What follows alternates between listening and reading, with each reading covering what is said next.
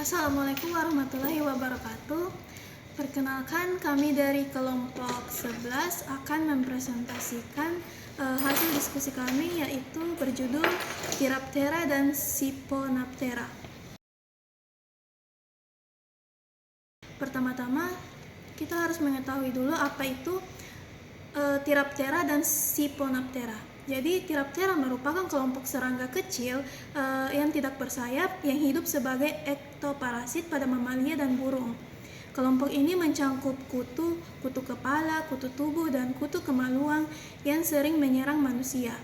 Serangga ini dapat menyebabkan gangguan kesehatan seperti rasa gatal, iritasi kulit, serta dapat menjadi perantara penyakit sekunder akibat luka garukan. Di sisi lain, Siponaptera merupakan serangga kecil, tidak bersayap, dan dengan kemampuan melompat yang luar biasa.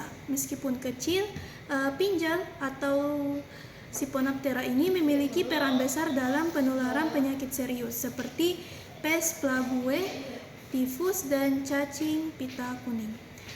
Adapun materi yang kami bawakan yaitu Tiraptera dan Siponaptera itu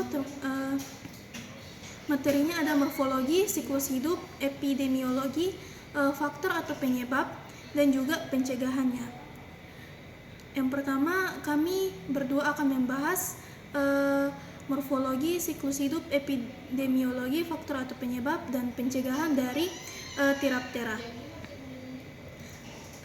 Tiraptera merupakan nama orde dari kelompok serangga kecil yang bersifat ektoparasit obligat yang secara umum dikenal sebagai kutu. Tiraptera termasuk dalam kelompok ektoparasit permanen, artinya mereka hidup secara terus-menerus di luar tubuh inang dan memiliki fase bebas di lingkungan luar sebagaimana banyak serangga lain. Adapun morfologi Tiraptera, yang pertama,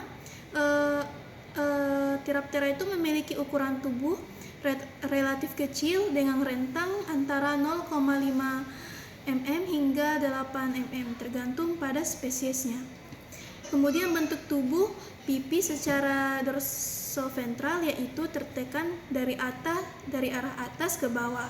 Adaptasi ini membantu kutu bergerak dengan mudah di sela-sela rambut atau bulu serta meminimalkan risiko tertangkap atau terlepas dari inangnya. Kemudian struktur kepala bervariasi antar subordo. Pada kutu penggigit atau Malofaga, kepala biasanya lebih lebar dibandingkan pronotum dan dirancang untuk mengunyah bahan organik seperti serpihan kulit dan bulu. Sebaliknya, pada kutu penghisap atau Anoplura, kepala lebih sempit dan dilengkapi dengan alat mulut yang digunakan untuk menusuk dan menghisap darah dari inangnya. Kemudian pada mata Tiraptera ini sangat reduktif. Beberapa spesies memiliki mata majemuk kecil, sementara spesies lain tidak memiliki mata sama sekali, menandakan bahwa kutu lebih bergantung pada sensasi sentuhan atau kimiawi dalam navigasi. Baik, adapun siklus hidup, yang pertama itu ada telur. Telur kutu ini berukuran sangat kecil dan berbentuk oval. Telur ini biasanya diletakkan di batang rambut atau bulu inang, sangat dekat dengan permukaan kulit agar suhu tubuh inang dapat membantu proses inkubasi. Nah, telur ini melekat kuat menggunakan zat perekat yang dihasilkan oleh betina dewasa. Dalam kondisi yang optimal, telur akan menetas dalam waktu 7 hingga 10 hari. Nah, lanjut itu ada nimfa. Setelah menetas, kutu memasuki fase nimfa yang menyerupai bentuk dewasa namun dengan ukuran yang lebih kecil dan alat reproduksinya belum berkembang sempurna. Nimfa ini mengalami 3 kali pergantian kulit atau molting sebelum mencapai tahap dewasa. Pada fase ini nimfa sudah mulai aktif mengkonsumsi makanan atau darah atau serpihan kulit dan tergantung jenis kutunya. Selanjutnya itu memasuki siklus dewasa. Kutu dewasa memiliki ukuran tubuh penuh dan alat reproduksi yang telah berkembang. mereka akan melakukan perkawinan dan betina akan mulai bertelur, lanjutkan siklus hidupnya secara terus-menerus. Lama hidup kutu dewasa bervariasi, tapi umumnya berkisaran antara beberapa minggu hingga beberapa bulan tergantung pada spesies dan kondisi lingkungan, seperti faktornya itu suhu dan kelembapannya. Selanjutnya itu ada epidemiologinya. Kutu merupakan parasit yang tersebar luas di seluruh dunia dan dapat menginvestasi berbagai jenis inang, mulai dari manusia, hewan peliharaan seperti kayak anjing dan kucing, sehingga hewan ternak dan unggas. Adapun itu distribusi geografisnya, Phyraphthera ini ditemukan di berbagai belahan dunia, baik di daerah tropis maupun subtropis. Spesies kutu ini tentunya memiliki preferensi inang tertentu dan tidak berpindah-pindah antara spesies inang. Adapun faktor penyebabnya, seperti kontak langsung, merupakan penyebab utama penyebaran kutu, terutama pada populasi dengan interaksi fisik tinggi seperti anak-anak sekolah atau hewan dalam kandang. Adapun faktor yang kedua itu berbagai barang pribadi. Nah, penggunaan bersama benda-benda pribadi seperti sisir, topi, helm, handuk atau pakaian dapat menjadi media penularan. Adapun faktor penyebabnya itu lingkungan yang terkontaminasi. Kutu dapat bertahan hidup di lingkungan dalam jangka waktu tertentu sehingga berbeda-beda, seperti kayak di tempat tidur, sofa, dan karpet yang terkontaminasi dapat menjadi sumber investasi. Nah, faktor penyebab berikutnya itu kondisi inang. Individu dengan kebersihan yang buruk, daya tahan tubuh yang lemah, atau kurang memperhatikan sanitasi lebih rentan terhadap investasi. Nah, selanjutnya itu ada pencegahan umumnya. Kita harus menjaga kebersihan tubuh dan lingkungan secara rutin, menghindari kontak langsung dengan individu atau hewan yang diketahui terinfestasi atau kayak tertular, tidak menggunakan barang pribadi secara bergantian, melakukan pemeriksaan rutin pada tubuh, terutama saat ada tanda-tanda gatal atau iritasi. Jadi Siphonophthera yang lebih dikenal dengan dalam bahasa umum yaitu pinjal atau flea, yang merupakan ordo serangga kecil yang tidak bersayap dan memiliki kemampuan untuk sebagai ektoparasit, yaitu parasit yang hidup dan berkembang di permukaan tubuh inangnya. Serangga ini tuh termasuk dalam film Arthropoda, kelas insekta, dan menempati ordo tersendiri yaitu Siphonophthera, yang secara etimologis berasal dari bahasa Yunani yaitu siphon yang berarti saluran hisap, dan aptera tidak bersayap, menggambarkan karakteristik utamanya itu tidak bersayap dan memiliki alat mulut penghisap yang kuat untuk menyerap darah dari inangnya. Nah, di sini ada morfologi Siphonophthera. Dapat dilihat pada ukuran dan bentuk tubuhnya itu pinjal dewasa memiliki tubuh yang relatif lebih kecil, berkisar antara 1 hingga 4 mikrometer. Tubuhnya itu pipi lateral, yaitu tertekan dari sisi ke sisi, yang memberikan keuntungan aerodinamis dan memudahkan mobilitas di antara rambut atau bulu inang. Bentuk tubuh ini juga memungkinkan mereka untuk menggigit tekanan saat inang mencoba menggaruk atau menggigit. Warna tubuh pinjal bervariasi, umumnya itu berkisar antara coklat muda hingga coklat tua, tergantung pada spesies atau tahap perkembangannya.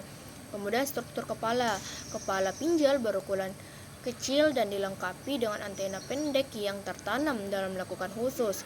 Beberapa spesies memiliki mata sesederhana, yaitu ocelli, sementara spesies lainnya itu benar-benar buta, mengandalkan rangsangan mekanik dan kimia untuk menemukan inang. Kemudian alat mulut, bagian mulut pinjal itu bertipe piercing sucking, artinya mereka mampu menusuk kulit inang dan menghisap darah. Saliva pinjal itu mengandung zat antikoagulan yang mencegah pembekuan darah selama proses penghisapan. Kemudian kaki dan kemampuan melompatnya. Pinjal memiliki 3 pasang kaki dengan pasangan kaki belakang yang beradaptasi khusus untuk melompat.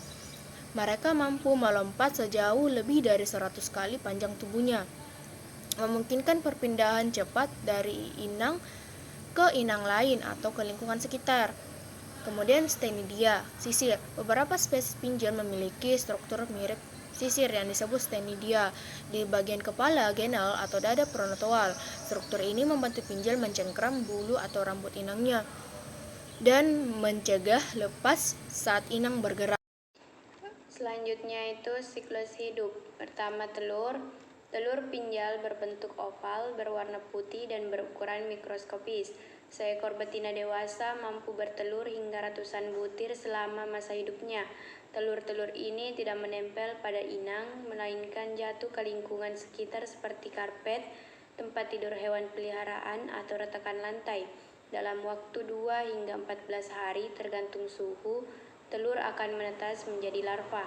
Yang kedua, larva. Larva berbentuk seperti cacing kecil yang aktif dan tidak memiliki kaki. Mereka bersifat fotofobik atau menghindari cahaya dan hidup tersembunyi di celah-celah lingkungan. Makanan larva meliputi kotoran pinjal dewasa yang kaya darah tercerna, serpihan organik, dan bahan-bahan mikroskopis lainnya. Larva mengalami 3 instar sebelum masuk ke pompong. Yang ketiga, pulpa. Pada tahap ini, larva menyelimuti diri dengan kepompong yang terbuat dari benang sutra dan partikel lingkungan. Tahap ini merupakan bentuk perlindungan bagi pinjal selama transformasi menjadi dewasa. Pupa bisa bertahan selama beberapa hari hingga berbulan-bulan, menunggu kondisi yang tepat seperti getaran karbon dioksida atau panas tubuh sebelum muncul menjadi pinjal dewasa. Yang keempat, dewasa.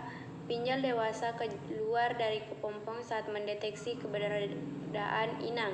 Setelah mendapatkan inang dan menghisap darah, betina mulai bertelur dan siklus kembali berulang. Pinjal dewasa bisa hidup selama beberapa minggu atau bahkan berbulan-bulan jika tersedia sumber darah yang konstan.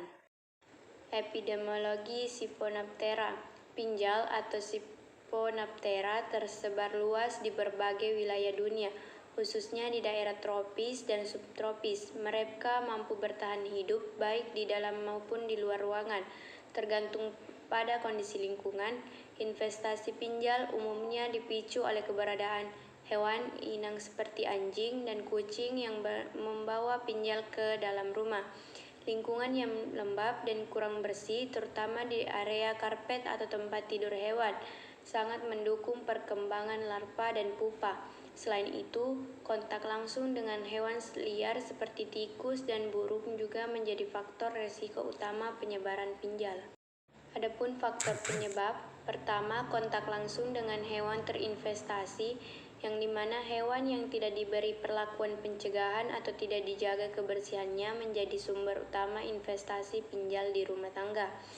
Nah, yang kedua, lingkungan terkontaminasi seperti telur, larva, dan pupa pinjal dapat bersembunyi di berbagai tempat seperti celah-celah lantai, karpet, dan perabotan rumah tangga. Orang atau hewan yang menyentuh area ini dapat membawa pinjal. Yang ketiga, peran binatang liar. Kehadiran tikus, musang, atau opossum di sekitar rumah meningkatkan risiko penyebaran pinjal ke lingkungan manusia. Selanjutnya, pencegahan. Pertama, pengobatan pada hewan. Menggunakan obat topikal atau oral seperti fipronil, selamektin, imidacloprid, spinosad.